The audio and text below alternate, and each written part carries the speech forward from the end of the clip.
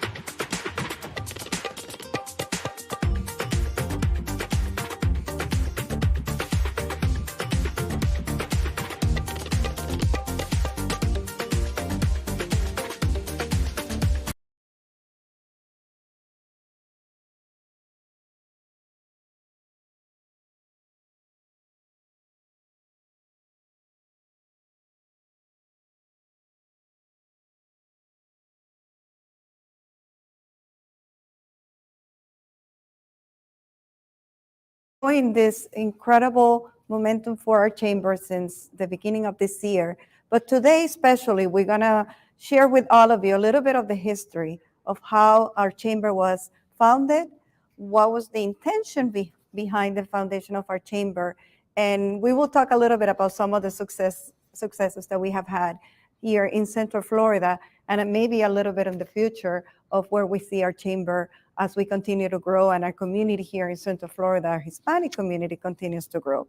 So today we have a very special guest, is someone that has been very important to our community in general, to our Hispanic business community, to many of our organizations. He has been a great leader, someone who has served in many capacities, but also has been a pillar, always thinking of how to support others, how to help other organizations for the greater good, not just for his own benefit.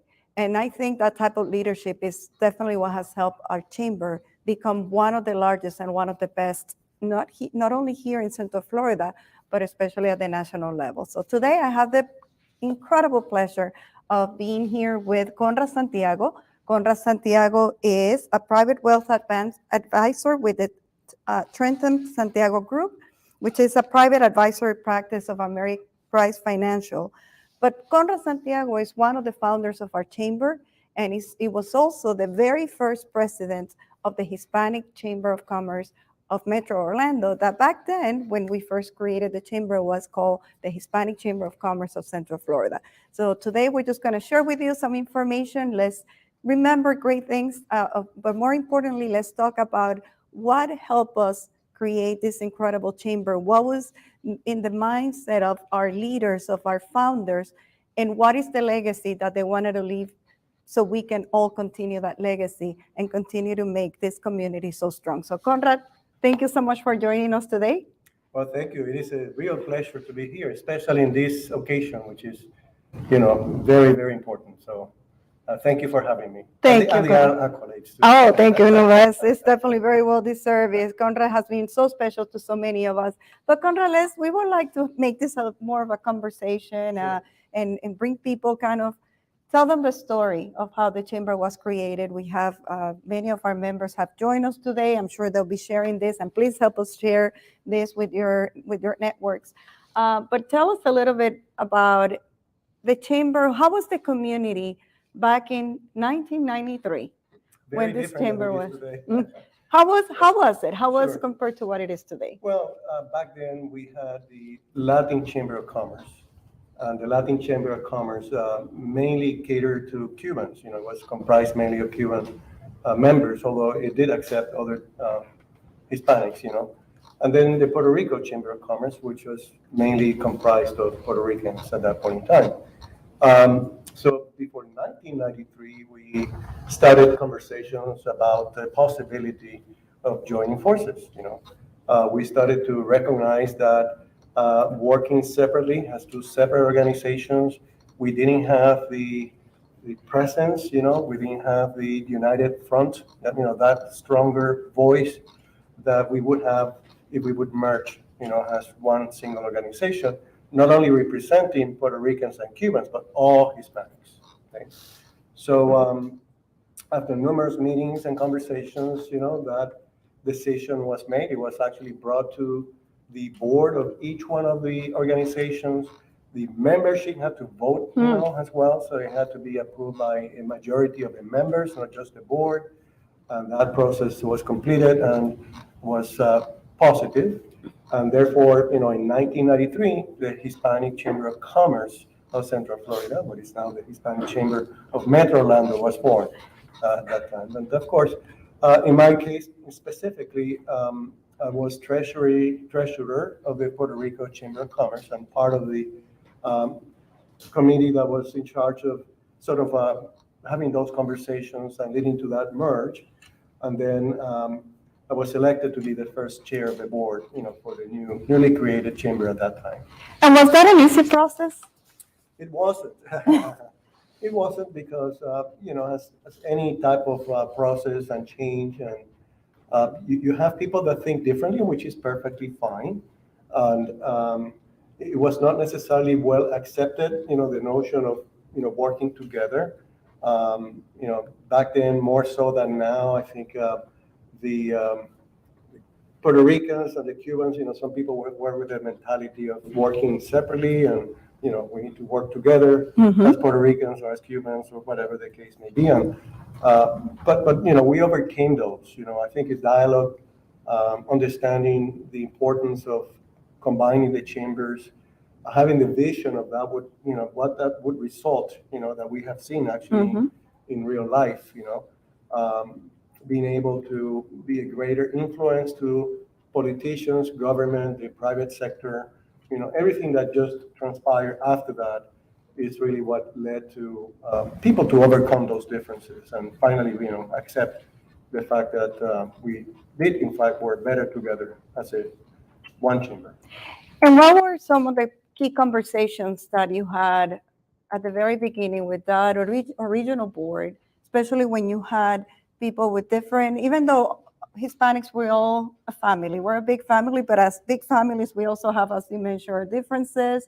Sometimes it's challenging, right? When we take apart, when we don't make our nationalities the highlight, and when now we become part of one group versus highlighting our specific country. So once you overcame that, what were the type of conversations that you were having at the very early ages of or stages of the chamber to set the tone that and the foundation for this organization?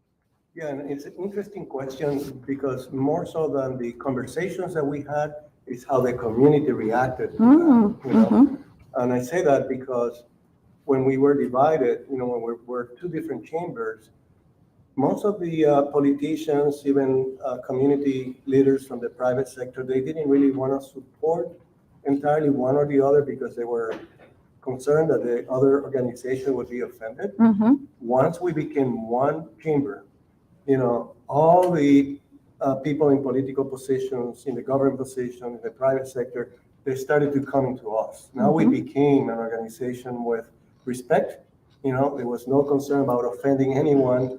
And, you know, not, you know, I'm not going to support you, but not you, and that type of thing. But, you know, the community embraced us. That's really what led us to be successful early on, because then the decisions were easier made, you know, just because of that tremendous amount of support that we received from the community.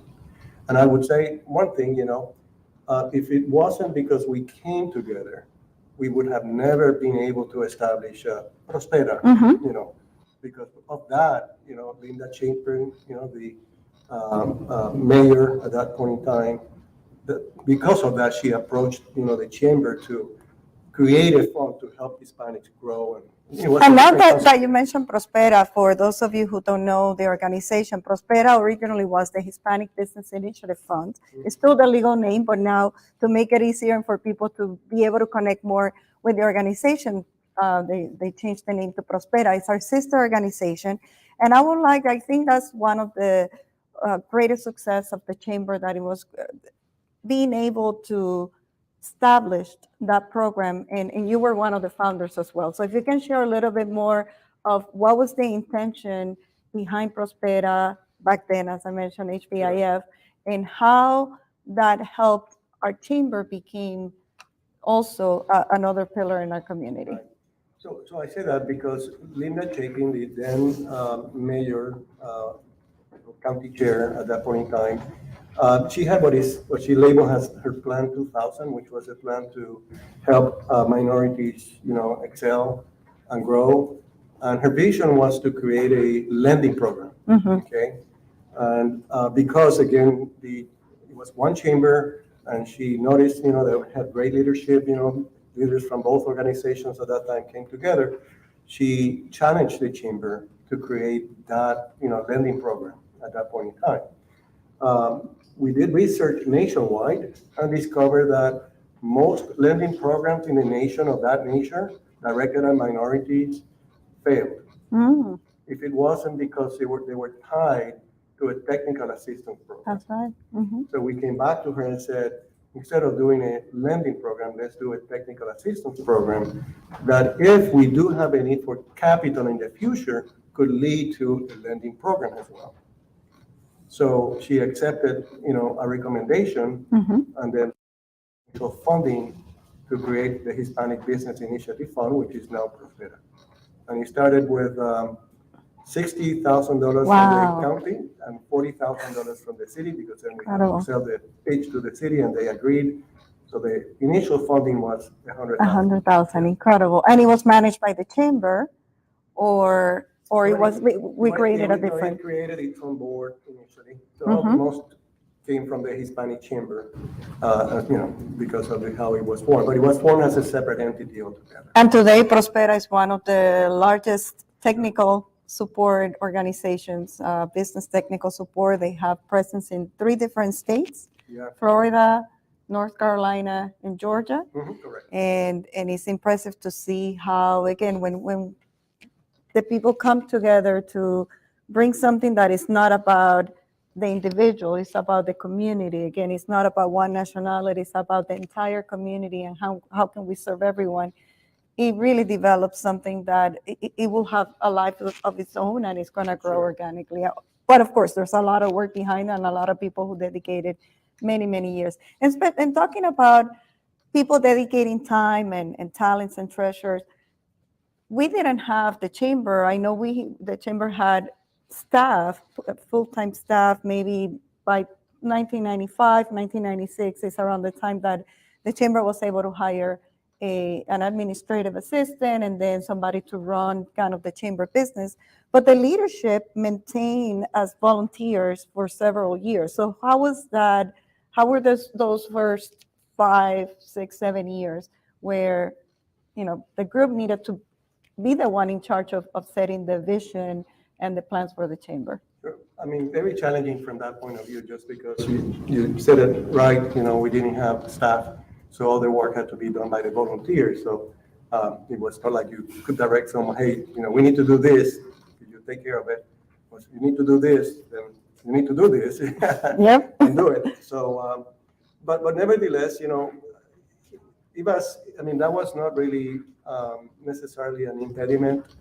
The excitement of coming together, the excitement of the impact that we were having in the community, of starting to create meaningful events, meaningful, attain meaningful objectives, really provide access to Hispanic owners, to not only leaders in the community, but also leaders in the private sector. Mm-hmm. All of that just started to flow very well. And that excitement, those type of accomplishments, overcame any other things that we had to do, even if we didn't have the staff to do it. So, what were the first major events that the chamber put together that you started seeing that people reacted very well to them and started bringing more people together? Sure. So we had the business after hours that we continue to have now. At that time, we created the Hispanic Business Expo, which we no longer necessarily do, but that became a very large event. And of course, Don Quixote was born out of the efforts early on of those times, as well. The concept was to create something different, something that was not a typical, gala. And I think that concept has carried over all these years because it's such a special and unique event, even today, that I think the original intent is preserved, entirely.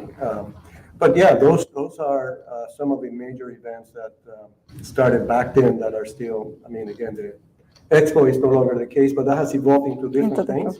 And that's important. The important thing about the chamber is that it hasn't really stayed, doing the same thing. It has really evolved, has done very well, adapted and anticipated the changes that needed to be made to be able to serve even better the Hispanic community now, as it is today.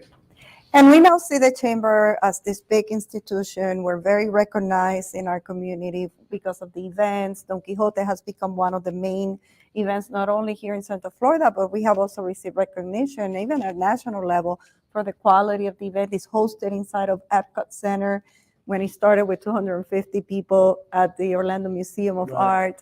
So 25 years of that evolution of the events. But I would like to know, Conrad, 30 years ago, you were a very young entrepreneur. You had small kids. I think your oldest son had probably like 3 years old or around that age, right? Your wife also very, very young. So you were like, of course, as we go and we grow and we mature in our professional lives, we gain that wisdom. But at that moment, you were very young, as I'm sure you're still very young, but you were a teenager, let's put it that way. But you were in that stage where you were growing in your career, you were starting your own business. I'm sure that many of the founders of the chamber were also in the early stages of really developing their name in their different fields. So how was that experience for Conrad as you dedicated so much time and effort to the development of this chamber?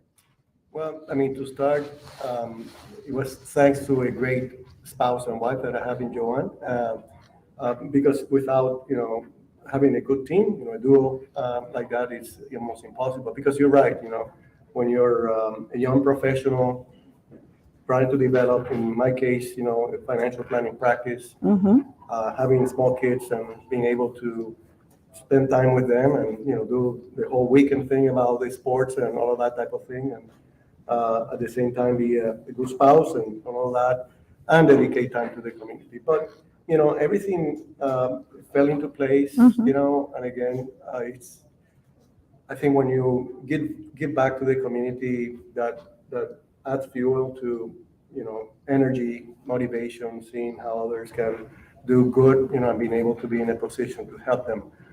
It is, are things that has always motivated me, and that's just, part of it. But I mean, it's challenging to some extent, but at the same time, it's exciting. And, I was as excited back then as I am still now about the mission and what the chamber is doing nowadays and the impact that it has in the community.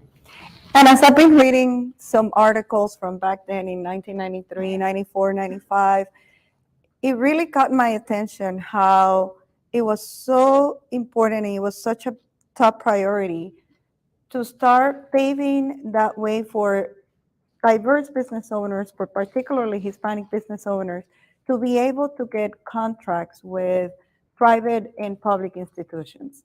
And like we talk a lot about that today, we have very strong programs. We have supply diversity. We do capacity building academies. We're constantly connecting all of our trustees with our members so they can do more business with them.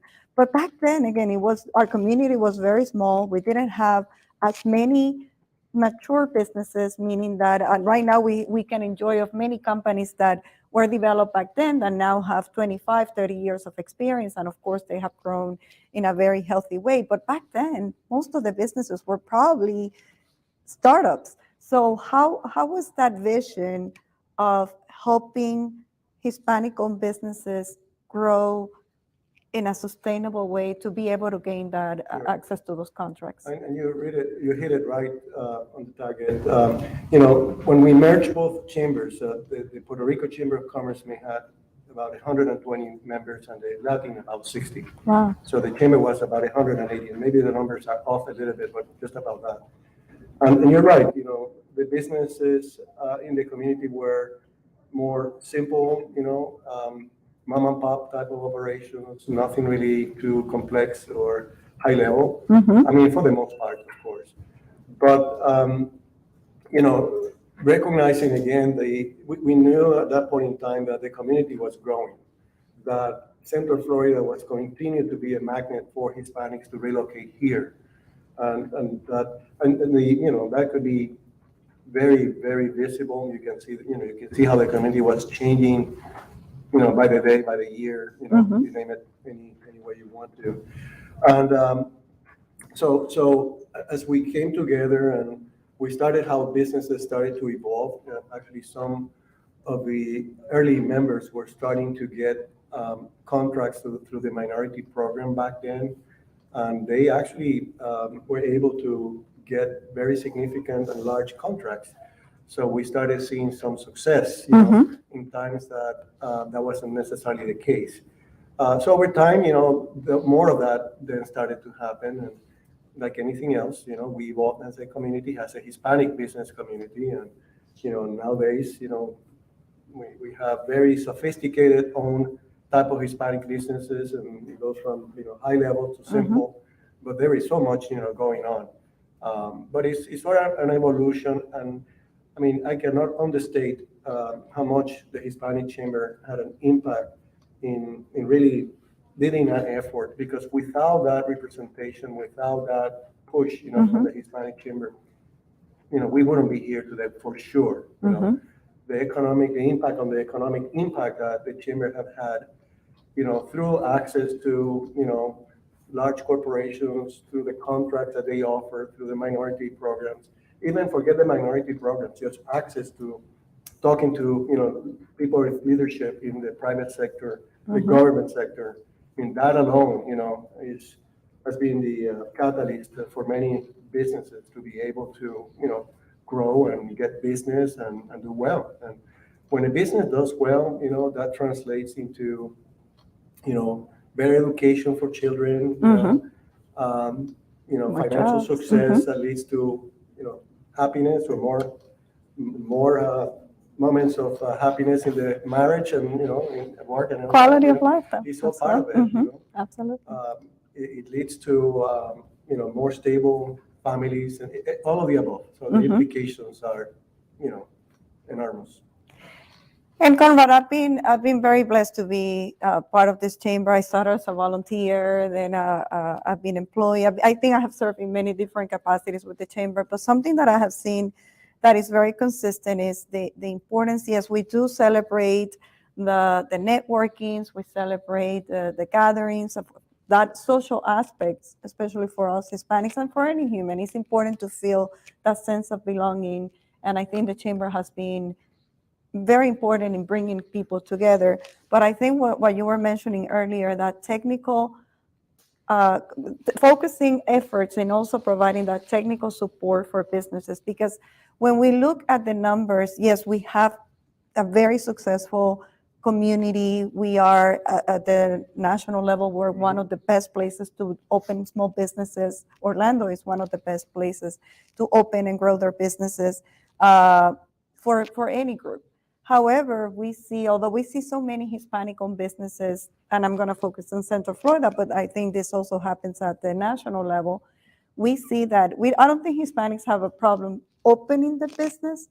Where we have challenges is scaling up the business, which means creating jobs, which means really growing the company, where now we're doing less than $1 million contracts to now be able to break that limitation, right? So what will be, in your experience, I mean, not only you've been an incredible leader for both organizations, and you have been behind a lot of the strategies and a lot of the vision to help other businesses and in your own practice, what will be your recommendation today after everything that we have experienced, especially here in Central Florida?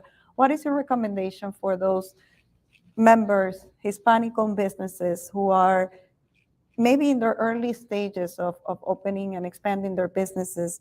What are your main recommendations so they can be as successful as you have, and so they can have a foundation as the chamber? Because the chamber, even though it's a nonprofit, is still, in essence, it's also run as a business. So what would be your recommendations to those members who are joining us? I mean, there's a lot to talk about, but one of the things that perhaps helped me at some point in time, that now has a more formal name, is to gather yourself with other people who are successful, and that perhaps they do not think alike, or they don't think like you. Nowadays, they call that, forming an advisory board to the business, and that's typically done by, people that they appreciate who you are, people who like you. You don't pay them anything; they do it just because they want to help. But they do value and appreciate the opportunity to be part of a group to assist the business. And I seen that implemented by numerous businesses, small businesses, very successfully and very effectively. And I don't see enough of it out there. So because that allows a small business to be able to take it to the next level, because a lot of it is more coaching than and really not, knowing what to do. And if you can get surrounded by people who can actually guide you and advise you, that typically helps tremendously. And who do you recommend those people should be? Because we know, and I will say mainly in our Hispanic community, I've heard so many times that somebody's opening a business, I'm going to use restaurants as an example. Someone is opening a restaurant, but when they need to do the permitting to open the restaurant, or the general contractor to build something in the restaurant, they go to the uncle, to the cousin, to the brother. And sometimes, I'm not going to say always, but sometimes instead of that being an advantage, it actually creates issues, because maybe the person within the family group may not be the best qualified for that position, but we try to keep everything within our family. So as we have people joining us and listening to this conversation, what would be that group? Who should be the people that we need to look at as advisors for our Sure. business. Yeah, and you hit a good point. There are things that are a bit technical in nature, like, the licensing, permitting, and things of that nature. Typically, an advisory group would not fulfill those functions. They would be more of at a strategic level, more of a, allowing the person to think in a different way or reaffirm, strategies or ways to grow the business at a high level that he or she may be thinking about, but is not certain of. So the advisory board will actually have more with that. But for the technical and the stuff that needs to happen just to, form the business and be compliant and all that, is better to go to either organizations or professionals that specialize in that than, a family member or friend who, although they may want to help, Yes. they may not have the skills or the knowledge to be able to do so effectively, and creates more issues or challenges than otherwise. So. Absolutely. And another thing that I think, at least in my personal experience, I have really enjoyed seeing the chamber is how so many people who started this chamber, and I don't want to mention other names because I know I'm not gonna be able to mention all of them. I don't want anyone to get offended, but we have been recognizing all of you, and we will continue to be recognizing all the founders and so many other great leaders. But one of the things that I have really enjoyed is to see that you worked really hard 30 years ago. You came together, you became the foundation, you became the workers behind the chamber to develop it. But now, 30 years later, and actually this is for both organizations, many of you are still very involved. And I think that having that type of support, the legacy involved, maybe you're not as involved, maybe you're not necessarily planning the day-to-day of the chamber, but you're still giving back to the community through the chamber and Prospera. So why do you do that? Why are you still involved, even when people could say he already paid his dues, he already served the chamber? Why are you still involved? I hope it's 30 years more. Oh, we too. No, I mean, you said it in a different way that I think about it. It's not really paying the dues. It's more getting back. I mean, I think the chamber, and even for that matter, Prospera, they give us, I say give us, because I think of all the people, that have been involved throughout the years and are still involved, and this has been a team effort. There's so much talent that we have in this community, generally speaking, but certainly in the Hispanic community. I think is what you give to us that what fuels that energy, that continuation of support. And I think we gain more out of being involved and being able to support it and be part of it than otherwise. And that's basically the simple answer to that. But I mean, I understand when you say pay your dues, but I certainly don't see it like that. I think it's really a pleasure just to get be able to be part of this. And the chamber is just scratching the surface of where it's heading.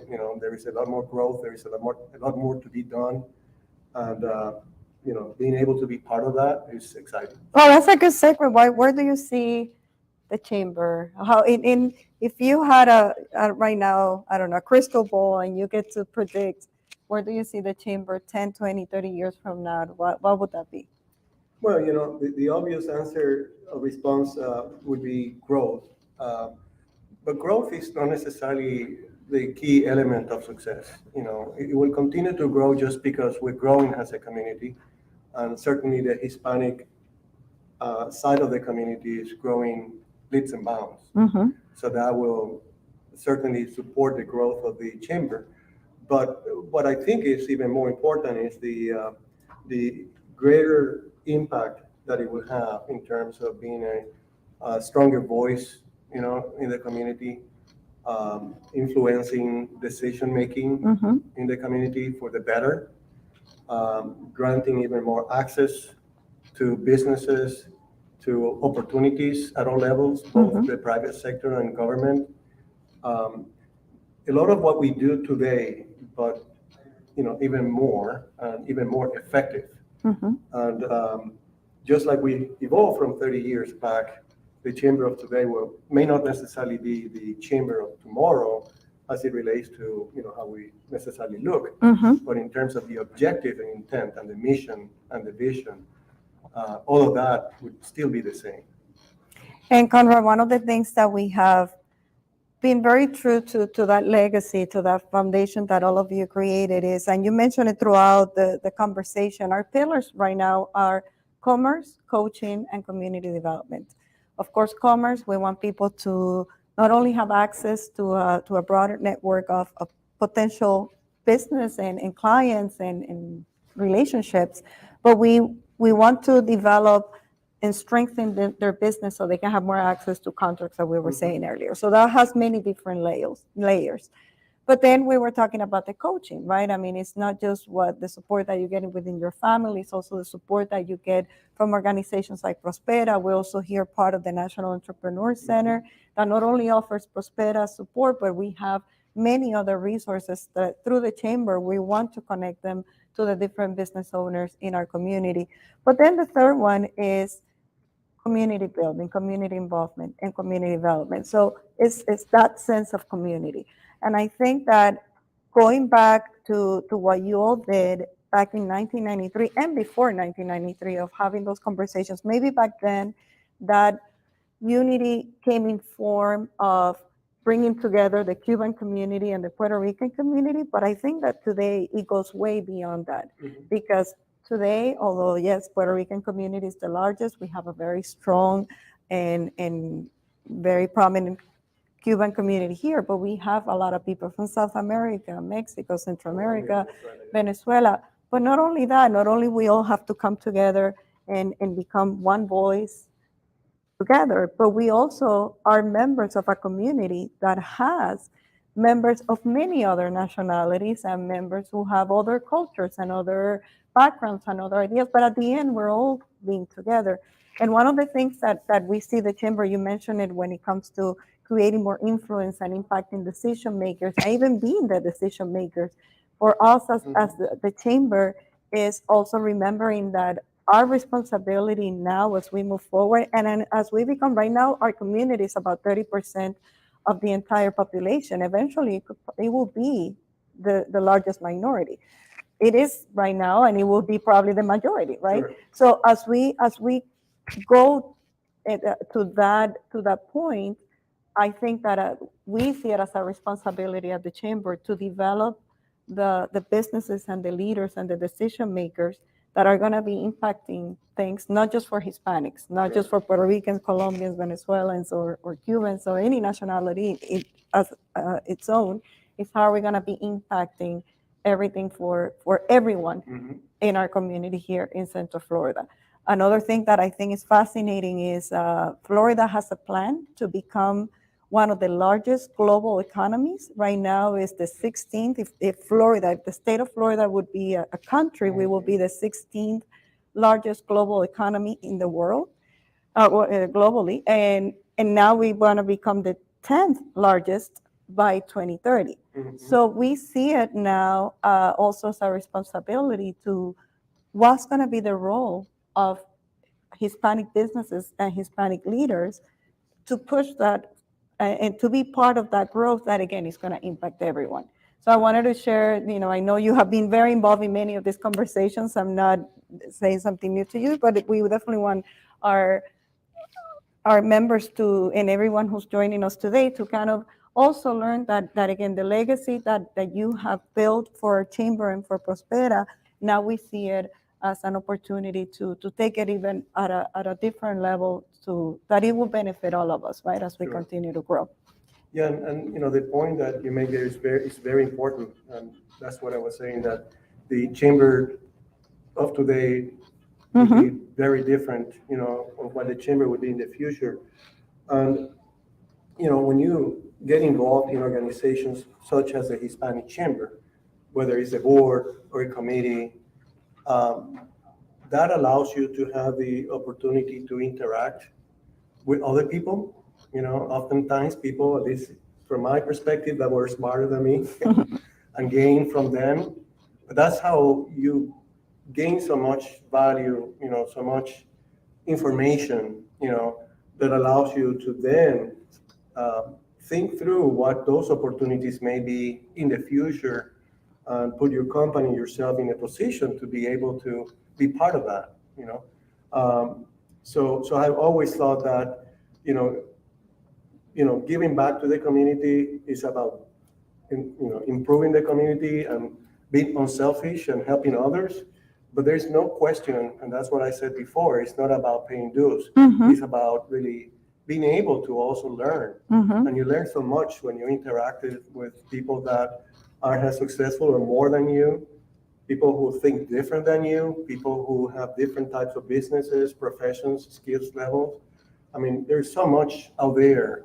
And if you're a sponge and if you are receptive to improving yourself and all that, that leads to being able to be in a position to take advantage of those, new industries or upcoming industries or whatever you want to call it, or being Yes. part of the global economy, Correct. all of the above, because, the world is changing by the day. So. And Conrad, now as we're getting closer to the end of our conversation, I don't know if we have, I'm going to look at Alejandra, if she can give me some notes if I didn't open my application here to get some of the questions that we might be getting. But as we're getting closer to celebrate this big milestone at the Dr. Phillips Performing Center, at one of the venues that is probably considered one of the best of its kind, not only in the nation, at the national level, but globally. How does it feel for you? Again, looking, you have experienced the chamber since it was just an idea, and now you have experienced Don Quixote, and you have experienced. Now we're about to experience, again, the celebration with the Ignite luncheon. That used to be the installation luncheon. Now we change it to the Ignite luncheon. How does it feel? How Conrad feels with what is happening today with the chamber and with our Hispanic community? It feels great. Very special, especially being able to be part of all this. And it reaffirms the vision that we had, not that we exactly knew or knew exactly what it was going to turn out to be, but it certainly has more than fulfilled the expectations that we had. And having talented people like you leading the organization internally, I mean, it's been a blessing for the organization, but that's also, good organizations attract good leadership, and it's just part of all that, and you have a great team, and just being part of it is, it's always been special and it continues to be. And of course, when we reach this type of milestones of 30 years, it makes it a memorable moment and something, to remember. And now that you mentioned that, Conrad, and thank you for those words. I was sharing with a group of people not too long ago that I remember when I just came, when I was very young, I was probably in high school, and with my mom and I came into this country, and I used to listen to, my mom actually used to listen to the radio station. Of course, I used to listen to it as well as she was selecting what stations we were listening to. But I remember hearing about the chamber, the establishment of the chamber, the intention behind it. And again, this is when it was very, very recent, very new. And that always, I remember that always inspired me, because even though I didn't really know what that meant, I probably didn't even know exactly what the chamber was, Sure. but just noticing the leadership and people behind the effort and the passion behind it always really created something special within me, that as I kept growing and when I had the opportunity to become a volunteer, I did it because, not just because I wanted to volunteer at the chamber, it was because I was following that passion that I was able to sense through at that moment, not even because I met all of you in person, but at that moment through the media and the things that I was hearing in the different platforms. So I really, and it's interesting to see now moving forward, and I've been in this organization in one way or another for over 20 years, and now I see what I've been able to accomplish and what our team has been able to accomplish. Yes, it's a lot of work. Yes, we get many recognitions in many different ways, but it's in reality is the fruit of what all of you created and what all of you really gave us as a gift because it's not just an opportunity, a great professional development opportunity. This is something that is labor of love, and it's something that it really, I feel it personally, and I know Augusto, I always like, Augusto has been a great mentor. Augusto is the president of Prospera. I think for both of us, we feel very honored that we have been able to continue that legacy through this great organization. So I just want to say, thank you, because everything that you did, and maybe at that point you didn't know how many people you were impacting, even when we were teenagers. That impact has now had hopefully very good fruits. And that's my hope, that now with the new team that we have and the younger generations, hopefully we want to pass along that legacy that you left all of us. I want to make sure that you knew that. Well, thank you for the kind words, but it's not a me thing, it's a group of people, and I was just part of it. Thank you. And I think we have a couple of questions, Conrad, before we finish. Very good. If you could describe your experience at the chamber in one word, what would that be? I mean, back then I would imagine. Yeah. Yeah, or your experience in the chamber, yes, either back then or today. What would that be? I would say memorable. Memorable. Yeah. It's always that's going to be part of my life, Yes. and it's in the DNA, as we say it. So that's the simple word I would use to describe it. No, that's true. For those who have not joined the chamber, or maybe right now people have so many options, either digitally or Sure. so many different organizations, what recommendation would you give those who maybe are just learning about the chamber or have not joined the chamber yet? Why is it important for them to join? Mhm. I think during that conversation, we described it very well, but it's really being able to be in a position to access information that is relevant for today and the future, access key constituents in the community, access opportunities, business opportunities, interact with other people, business owners who are successful, those who may be facing challenges. Some challenges may be the same ones as you may or not be facing, and that helps, when you bring people together to talk about those. All of the above, it's just the opportunity to meet just other people, within the Hispanic community. But one of the things that I always heard from even Anglos say is that they were able to access key people in the community through the Hispanic chamber That's true. easier than otherwise. Yes. The chamber was certainly a very good conduit to be able to reach out to people in key positions in this community. Thank you. And it's true. And we invite everyone who has not joined the chamber yet. I mean, definitely take advantage of these opportunities. The chamber is a great connector for all of you with different resources. It doesn't matter which state your business or stage your business is at this moment. There's something that I know the chamber will be able to help you with. And as I mentioned earlier, we're very blessed that we have our past leaders, our founders. I mean, you're still a leader, so I'm not going to call you a past, but someone who has been involved with us for so many years and who's still so committed to our chamber. So any final words? Well, I hope this information this conversation has been good information for those listening. And if you haven't joined the chamber, join it. You're missing out on a great opportunity. So again, it's a pleasure to be here with you today.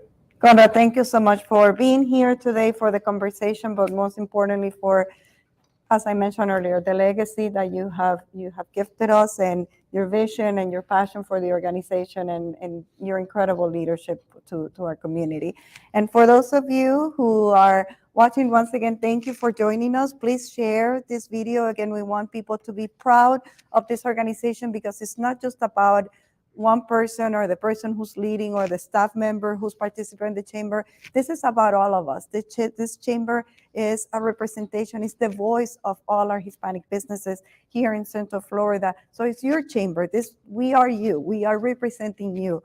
And that is our goal with all these conversations, and to really be able to bring the best of our entire community, especially through the service and commitment of the Hispanic business community. So hopefully we'll see many of you at the Ignite luncheon, which will be taking place on May 10th at the Dr. Phillips Performing Center, which is going to be particularly at the Stamens Hall, which is one of the most beautiful, but also more advanced music halls in the nation, and hopefully also at the worldwide. Is one of the most beautiful places to have events. And we're very proud that now we're going to be able to bring the very first Hispanic event that is going to be held at the Stamens Hall. Will be one held by the Hispanic Chamber of Commerce. So we hope to see you there. Again, this celebration is for all of us, and it will be fun. Promise we're going to have great music, great food, but most importantly, we'll be celebrating the legacy of our founders, of our leaders, and of course, of every single one of you who has been part of the development of our Hispanic community here in Central Florida. So thank you for joining us.